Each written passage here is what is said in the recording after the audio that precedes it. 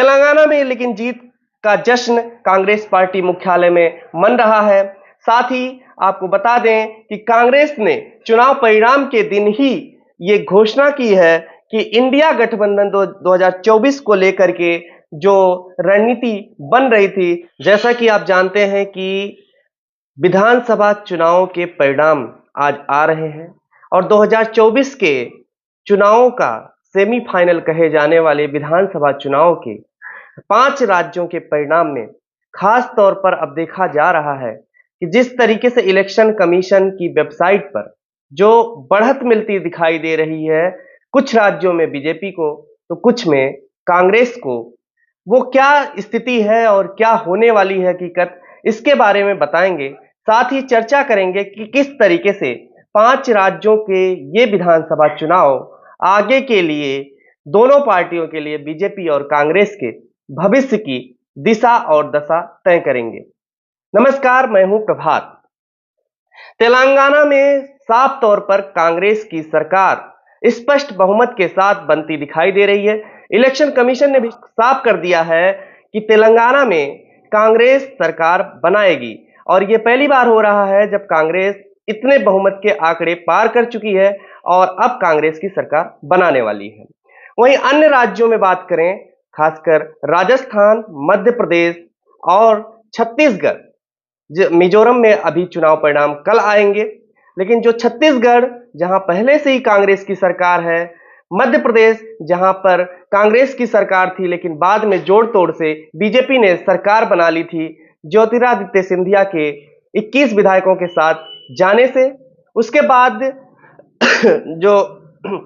छत्तीसगढ़ है जहां पर कांग्रेस की सरकार भूपेश बघेल की है, वहां पर इस बार जो चुनाव के रुझान आ रहे हैं वो चौंकाने वाले हैं और खास तौर पर ये दर्शा रहे हैं कि बीजेपी बहुमत के आंकड़े को काफी हद तक पार कर चुकी है और बीजेपी ही सरकार बनाएगी। लेकिन अभी भी ये स्थिति इलेक्शन कमीशन ने साफ नहीं की है। ये तो अभी आने वाले कुछ ही देर में, 1-2 घंटे में स्थिति पूरी तरह से साफ हो जाएगी कि कौन कहां सरकार बनाएगा। मध्य प्रदेश, छत्तीसगढ़, राजस्थान और तेलंगाना के चुनाव परिणाम और चुनाव रुझान हमारे सामने हैं। हम आपको सबसे पहले आंकड़े बताते हैं कि कौन कहां से अपनी सरकार बनाएगी। उन आंकड़ों के हिसाब से आगे क्या दिशा और दशा तय होने वाली है। तो सबसे पहले छत्तीसगढ़ की बात करें तो बीजेपी 54 सीटों से आगे चल रही है, वहीं कांग्रेस की बात करें तो 34 सीटों से वो आगे चल रही है। मध्य प्रदेश में बात करें तो बीजेपी 157 सीटों पर आगे चल रही है और कांग्रेस 70 सीटों पर आगे चल रही है। 230 सीटें हैं कुल मिला कर और बहुमत के से काफी आगे बीजेपी 157 सीटों पर चल रही है। राजस्थान की बात करें तो 199 सीटों के लिए राजस्थान में जो चुनाव हुए उनमें बीजेपी 114 काफी सीटों से आगे चल रही है बीजेपी, वहीं कांग्रेस 70 सीटों से आगे चल रही है। तेलंगाना में बात करें तो तेलंगाना में स्पष्ट रूप से 119 सीटों में से कांग्रेस को 65 सीटें मिलते हुई नजर आ रही है अभी रुझानों में, और बीएचआरएस को 39 सीटों पर दिखाया जा रहा है कि रुझानों में वो आगे चल रही है। साथ ही साथ बीजेपी की बात करें तो बीजेपी 9 सीटों पर आगे चल रही है। ये अभी तक के चुनावी रुझान है, चुनावी परिणामों के रुझान है और इसके आधार पर आगे 1-2 घंटे में यह तय हो जाएगा कि कौन कहां पर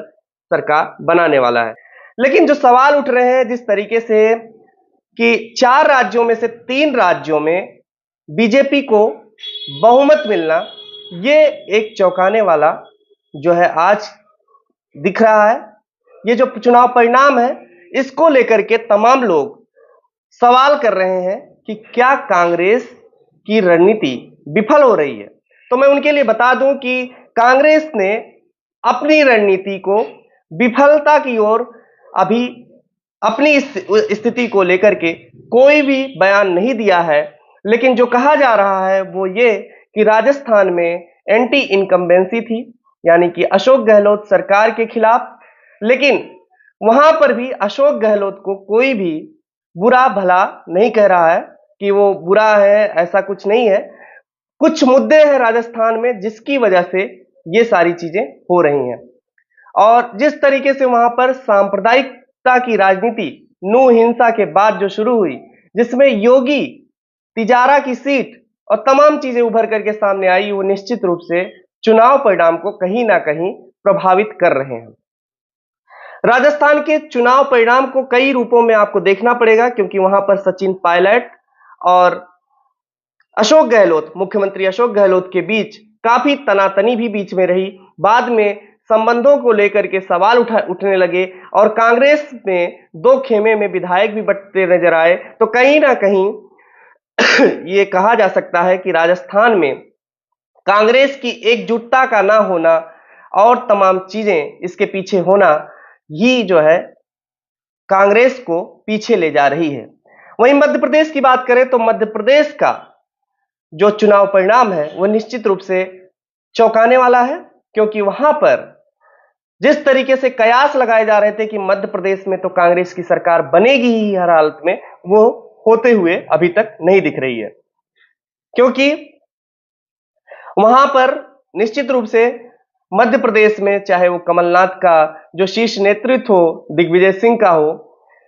ये लोग जिस तरीके से बीजेपी के मुद्दों पर आगे बढ़ते हुए दिखाई दे रहे थे, बजरंग बली का नाम लेते हुए या बाबा तमाम बाबाओं के शरण में जाते हुए, वो सारी चीजें कर तो रहे थे, लेकिन कहीं ना कहीं बीजेपी की नीति का अनुसरण करने की कोशिश कर रहे थे। और उसमें भी पूरी तरह से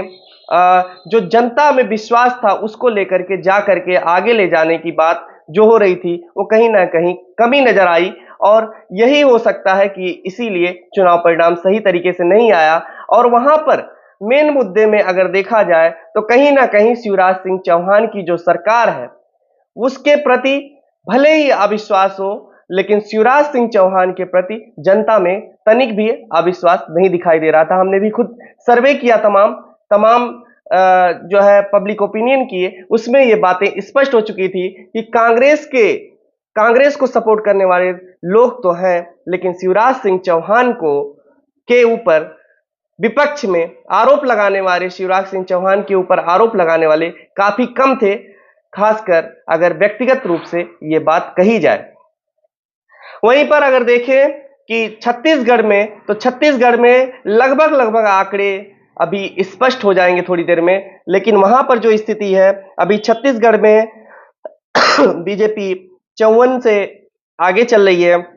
और कांग्रेस 34 से, तो वहां पर भी एंटी इनकम्बेंसी कहा जा सकता है। और इसको लेकर के अब मोदी सरकार या विपक्ष में जो लोग हैं वो आपस में इन लोगों को देखना होगा किस तरीके से एक दूसरे के ऊपर जो आरोप प्रत्यारोप चल रहा था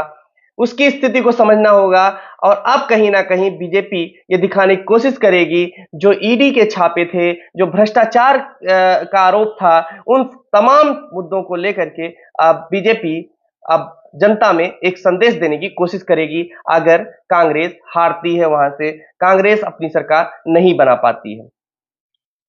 तेलंगाना में लेकिन जीत का जश्न कांग्रेस पार्टी मुख्यालय में मन रहा है। साथ ही आपको बता दें कि कांग्रेस ने चुनाव परिणाम के दिन ही ये घोषणा की है कि इंडिया गठबंधन 2024 को लेकर के जो रणनीति बन रही थी, जो पिछले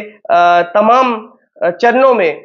3-4 जगहों पर मीटिंगें बुलाई गई इंडिया गठबंधन की 2024 चुनाव को लड़ने को लेकर के, तमाम पार्टियों को लेकर के, विपक्ष को एक साथ एकजुटता को लेकर के, उसमें अब कहीं ना कहीं कांग्रेस पार्टी को जब ये नजर आया कि 4 में से 3 राज्यों में वो सरकार नहीं बनाने जा रही है, तो इसी को लेकर के ही कांग्रेस ने आज ही बैठक बुलाने की घोषणा कर दी है। हालांकि मल्लिकार्जुन खड़गे जो कांग्रेस के अध्यक्ष हैं, उन्होंने साफ तौर पर कहा था कि चुनाव परिणाम के बाद इंडिया गठबंधन की मीटिंग होगी। तो इंडिया गठबंधन की मीटिंग कब होने जा रही है, यह हम आपको बता दें कि 6 दिसंबर को यानी कि आज 3 तारीख है, 3 दिन बाद ही इंडिया गठबंधन की दिल्ली में बड़ी बैठक होने जा रही है। और उसमें चुनाव परिणामों के विश्लेषण के साथ तमाम चीजों पर प्रयास रहेगा कि विपक्ष चर्चा करे कि आगे वो किस तरह के कदम उठाएगी और कैसे विधानसभा चुनाव के परिणाम के आधार पर, या यूं कह लें किस तरीके से कहां पर कौन सी पार्टी कितने विधायकों कितने सीटों पर चुनाव लड़ेगी और कैसे बीजेपी से जो एक उभरती हुई तमाम राज्यों में अपनी सरकार बनाती हुई जो दिख रही है, उसको कैसे रोका जाए और साथ ही साथ कैसे 2024 के लोकसभा चुनाव में मोदी के खिलाफ एजेंडे सेट किए जाएं, इस पर भी तमाम चर्चाएं होंगी। और साथ ही साथ जिस तरीके से ईडी के छापे चल रहे हैं विपक्ष पर, विपक्ष के नेताओं पर, और जिस तरीके से चर्चा है कि आम आदमी पार्टी के मुख्यमंत्री अरविंद केजरीवाल भी जेल जा सकते हैं, साथ ही अब जिस तरीके से छत्तीसगढ़ और तमाम जगहों पर, राजस्थान में अगर बीजेपी सरकार बनाती है तो ईडी के छापों का जो कुछ होने वाला है उससे क्या असर पड़ने वाला है, जनता के बीच क्या संदेश जाने वाला है, 2024 की दिशा और दशा क्या होगी, इन सभी मुद्दों को लेकर के कहीं ना कहीं इंडिया गठबंधन आने वाले 6 तारीख को विचार विमर्श करता हुआ दिखाई देगा। नमस्कार। खबरों में बने रहने के लिए फोरम 4 को सब्सक्राइब करें और नोटिफिकेशन पाने के लिए बेल आइकन दबाएं।